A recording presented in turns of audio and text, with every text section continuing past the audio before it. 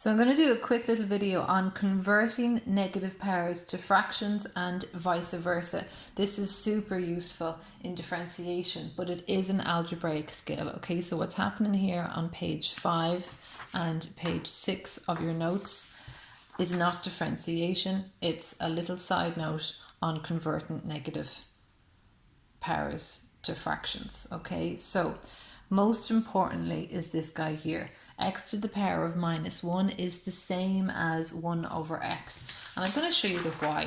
Okay, so for those of you who don't care about the y, you can fast forward me if you like. Those of you who do care the y, stay tuned for some maths magic. Okay, x to the power of 1 is 1 over x. Here's the y. 1 is the same as x to the power of 0. Remember, anything to the power of 0 is just 1. So I'm going to rewrite that 1 as x to the power of 0, and x all on its own is just x to the power of 1. Now, you have a rule in indices for dividing like bases. When you are dividing like bases, what do? You subtract the powers. So that is x to the power of 0 minus 1, and 0 minus 1 is, of course, just minus 1. Okay, so x to the power of minus 1 is the same as 1 over x. So when you see a negative power, the first thing that should come into your head is 1 over. Negative power, 1 over. X to the power of negative 2, 1 over. Okay, x to the power of negative 3, 1 over. So drum that into your brain. Negative power, 1 over. It's not 2 over because the power is 2 or 3 over because the power is 3. Okay, the power stays with the base. Power stays with the base. Okay, the negative piece just becomes 1 over. X to the power of negative 5, 1 over x to the power of positive 5. Okay, if I have 3 times x to the power of negative 4, that is 3 multiplied by x to the power of negative 4. Which is 3 multiplied by 1 over x to the power of positive 4. Pop that over 1, do top by top, bottom by bottom. It's 3 over x to the power of 4. Okay, I'm going to do 2 more of these and then we'll look at going the other direction. Okay, so x to the power of negative 6 is just 1 over x to the power of positive 6. 2 times x to the power of minus 5 is 2 times 1 over x to the power of positive 5. Okay, top by top, bottom by bottom. If you stick that guy over 1, you get 2 over x to the power of positive 5. Okay, so 3 times x to the power of minus 2 would be 3 times 1 over x to the power of positive 2, 3 over x squared. Okay, so that's going from negative powers to fractions. Now, the piece that's going to be really useful for us in differentiation is going the other direction. Okay, if I have 1 over x cubed, because remember in differentiation what we're doing is we're multiplying by the power and we're dropping the power by 1. Okay, so this 1 over here is like, ugh, I want him out of there. Get him out of there then. 1 over x to the power of cubed is the same as x to the power of negative 3. 1 over x to the power of minus 5, 1 over x to the power of positive 5 is the same as x to the power of minus 5. 2 over x cubed equals 2 times 1 over x cubed, which is the same as 2 times x to the power of minus 3, or 2x to the power of minus 3.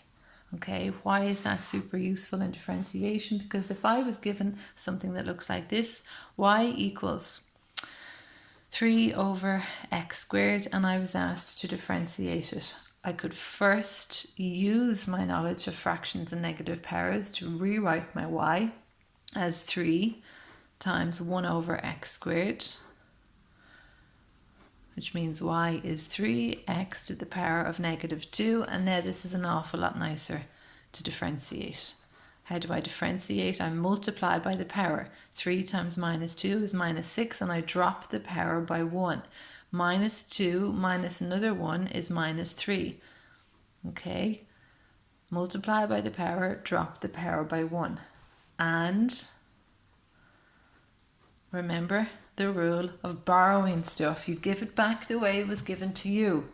Okay, so I was not given a function with negative powers. I was given a pretty little fraction, so I'm going to give them back a pretty little fraction. I'm not going to give them back a derivative with negative powers. So this is minus 6 times, remember the negative power means 1 over x to the power of positive 3, so minus 6 over x cubed. Now, we have a rule called the quotient rule for differentiating fractions, and you can absolutely use the quotient rule to differentiate fractions every time you see them, if you like. However, if you just have a constant on the top of that fraction, converting it to a negative power and differentiating this way is another option that we have. Okay, I'm going to do one more of those and then I will leave you to practice on your own. Okay. Y equals 5 over x to the power of 6 minus 2x plus 4, we'll say. Okay, y equals, I'm going to write this here as 5x to the power of minus 6 minus 2x plus 4.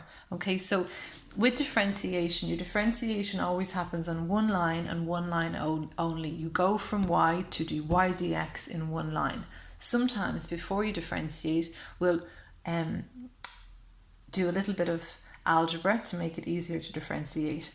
After we differentiate, again, we'll be using our algebraic skills to tidy it up, but the differentiation itself only happens on one line. Okay, so this is all y, this is still all y. I have just converted from a fraction to a negative power. Now this is the line that I'm going to differentiate on. dy dx equals, multiply by the power, 5 by minus 6 is minus 30. Drop the power by 1. X will now be to the power of minus 6 minus another 1 is minus 7. When I differentiate minus 2x, I just get minus 2. And when I differentiate a constant, I get 0. Okay, I'm not differentiating anymore. Again, I'm just using algebra now to tidy this up, put it back in fraction form.